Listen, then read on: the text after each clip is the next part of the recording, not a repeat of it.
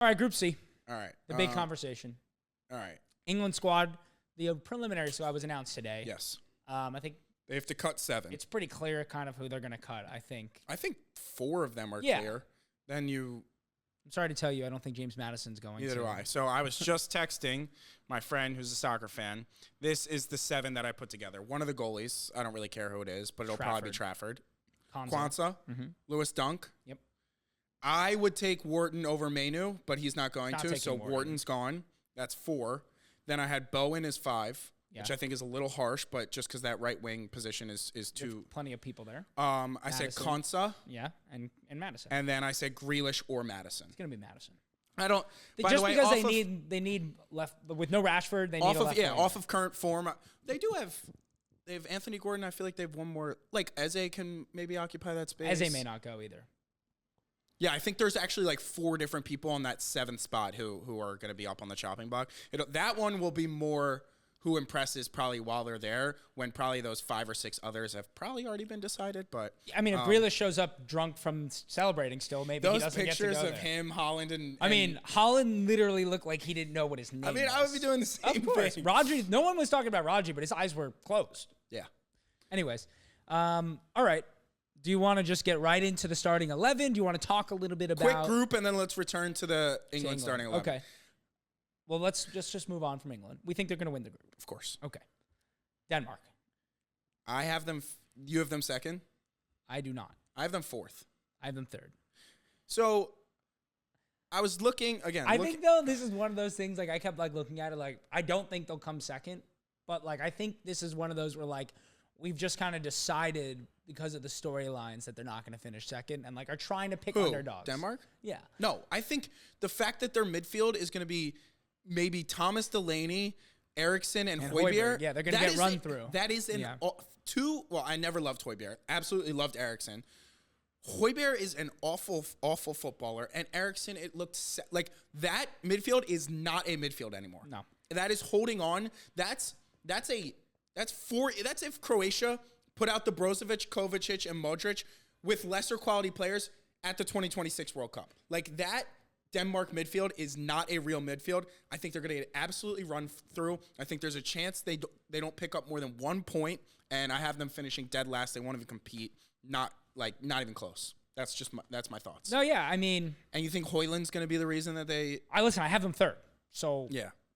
No, I agree. I'm passionate about how bad that Eriksson Højbjerg lineup their back 5 is very good. Yeah. Yes. And their wing backs can create. Wind is a good player. Yeah. They have good talent. So they played well in qualifiers. They struggled to score a little bit, but they didn't really lose. So on that point, the reason is because you probably have Serbia 2nd. Yep. So I have Slovenia finishing 2nd. Okay. And I have them being my surprise of the tournament. Really? Just because you love Sesko so much, or what? Essentially. Yeah. Okay. But more than that, they have the 3rd worst odds in the entire tournament to win. Not that I think they're going to win by any means, but that's why I think they're the biggest surprise. Who's below them? Romania and Albania? I think so. Yeah. Or Georgia, maybe. Georgia. And so that's why I think they're the biggest surprise, because finishing 2nd with those odds, they obviously don't favor them finishing or getting out of their group in the first place. I think they're 7-1-1 in their last 9 matches. So they're on fantastic form. Yeah. And I think similar to how Schick did it and like took the tournament by storm, I think Sesko can single-handedly get them multiple goals who can get them through this tournament. And we see this all the time, World Cup, international tournament bumps. He is going to be a 100 mil, 80 to 100 mil plus he has player. A release clause that's like 75. Oh, does he? Yeah.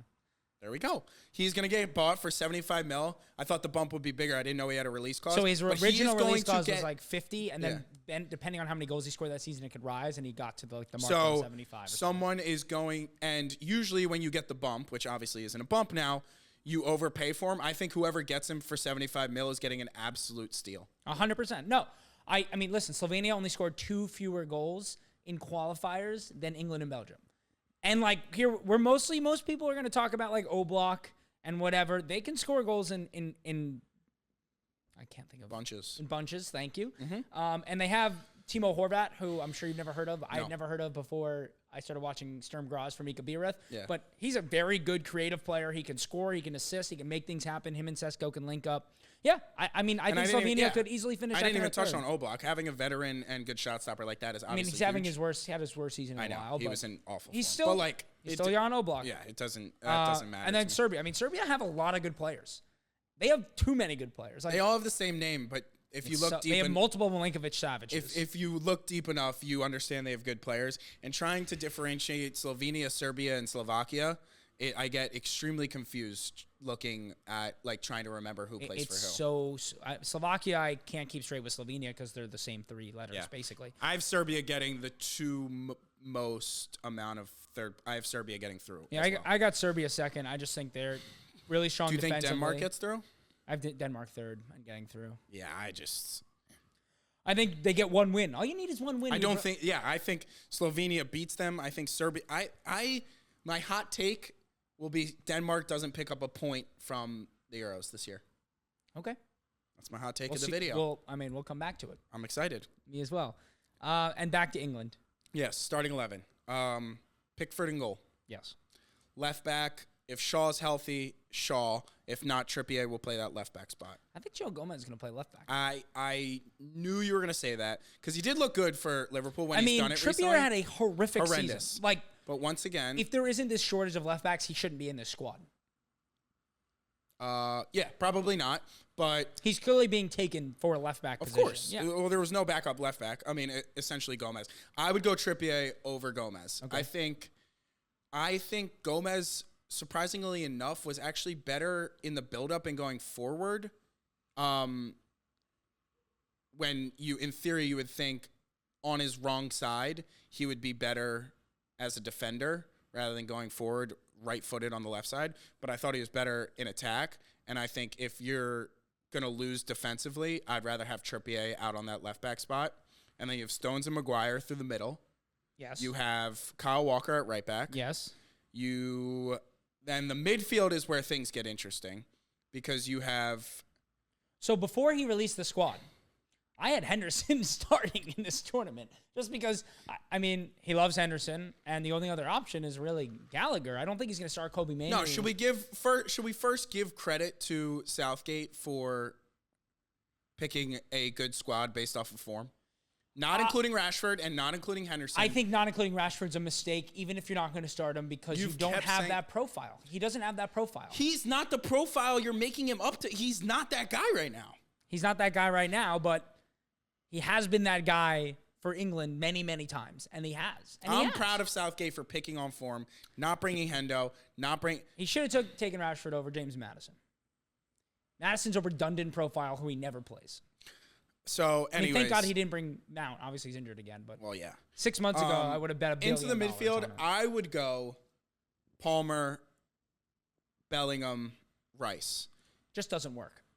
People say that. I think Bellingham can play the 8. I think people are.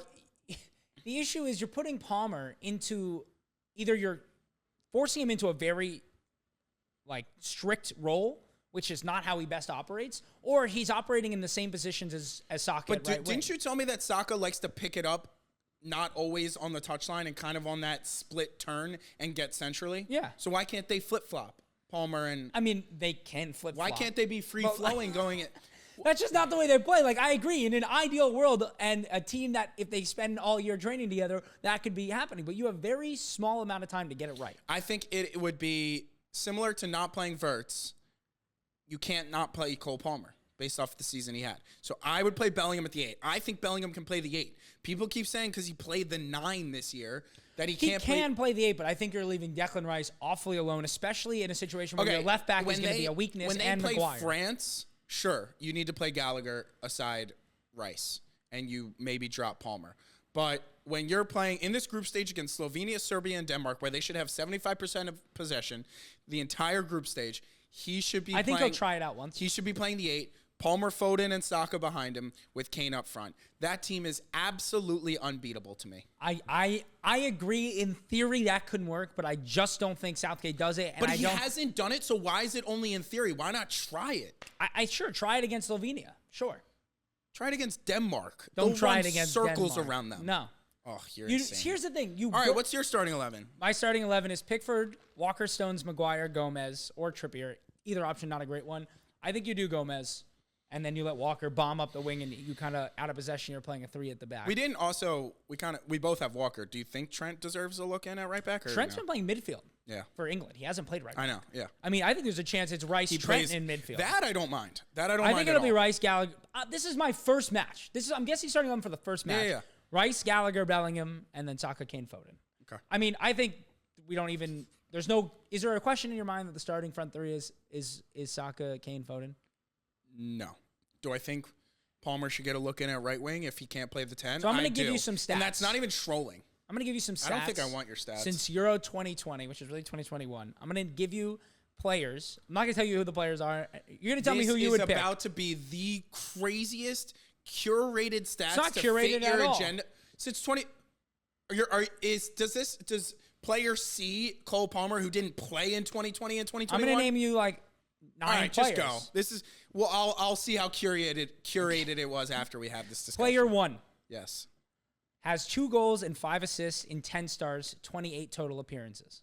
2 goals, 5 assists in 10 starts, 28 total appearances. Player 2 has 3 goals and 4 assists in 20 starts, 27 total appearances. Any guesses who that is? Foden? Player 3 has 0 goals and 0 assists in 3 starts, 7 total appearances. That's Cole Palmer. That is not Cole Palmer. Who is that? That's Jared Bowen.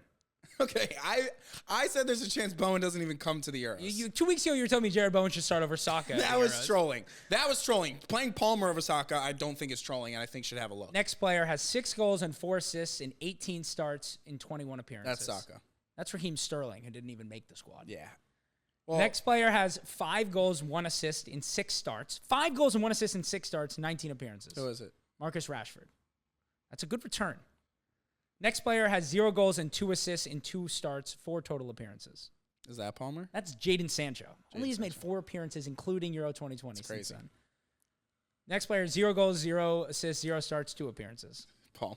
The last player has 12 goals, Saka. 5 assists in 19 starts. Saka. 27 appearances. Yep. There's no world in which that player does not start at right wing every match in the Euros. Southgate should lose his job the next day if he doesn't. He has been the. Saka did you see is the in my list? starting 11. Who has the second most goals for England of the players called up? Saka.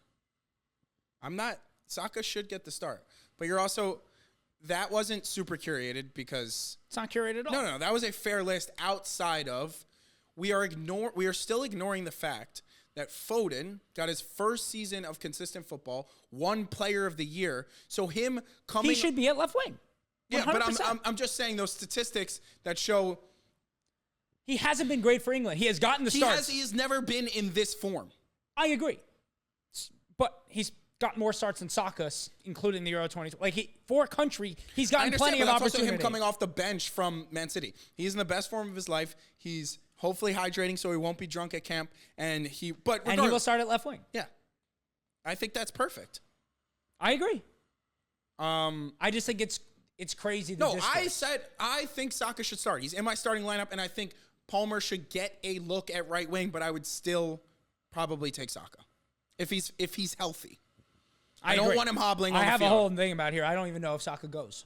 I don't want him hobbling. There's going to be some hobbling. That's what he does in his best form and his worst. That's how he walks. Like, watch There's no time for that. No, I'm not talking about the limping stuff. I'm saying I don't want him. I don't want him at 75%. I don't think he'll start at 100. I don't think he'll start all 3 group stage games just to rest him for the more important ones. Well, because they'll have 6 points and no one else will have 4 after 2 matches, so they won't. Yeah, whatever. Honestly, I hope he plays almost no minutes. Bring him back healthy for next year. Fuck England. All right, let us know what your starting 11 for England is in the comments, please. But let's Might as well subscribe at this point as well.